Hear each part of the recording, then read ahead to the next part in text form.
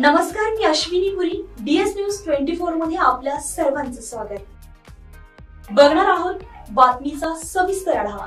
आमच्या DS news 24 चॅनलला like करा, शेअर करा, सबस्क्राइब करा आणि बेल आयकॉन प्रेस करायला विसरू नका. अतिवृष्टीमुळे महाराष्ट्रातील शेतकरी होरपळलाय. धोधो पडणाऱ्या पावसामुळे जमिनी खरडून गेल्यात आणि पिकं मुळात सकट उपटून निघाली आहेत. जनावरांचा मृत्यू झालाय आणि या नैसर्गिक आपत्तीतून शेतकरी राज्य अद्याप सावरला नाहीये. तोच राज्यावर नवं संकट ओढवलंय.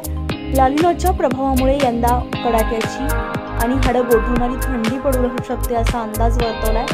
राज्यातून मान्सून माघारी परतलाय, पण ऑक्टोबर हीटमुळे सध्या अंगातून घामाच्या धारा निघत आहेत. पहाटे हवेमध्ये प्रचंड गारवा जाणवायला लागला तर दुपारी कडाक्याचं ऊन पडलेलं असतं.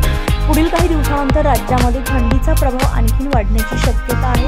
त्यामुळे थंडीपासून वाचण्यासाठी आताच तयारी करण्यात आली. दिवाळीनंतर राज्यामध्ये थंडीची लाट येण्याचा अंदाज वर्तवण्यात आलाय. लालिनाच्या तापमानात प्रचंड घट होऊ शकते असा अंदाज वर्तवला जातो. त्यामुळे यंदा तीव्र हिवाळा जाणवणार असं हवामान विभागानं सांगितलं. दिल्लीसह उत्तर भारतामध्ये सध्या थंडीची चाहूल लागली. राजधानीमध्ये कडाक्याची थंडी पडत आहे. काही दिवसात थंडीची हीच लाट महाराष्ट्रातही असेल.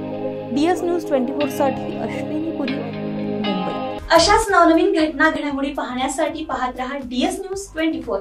तोपर्यंत मी अश्विनी आपली रजा घेते. नमस्कार.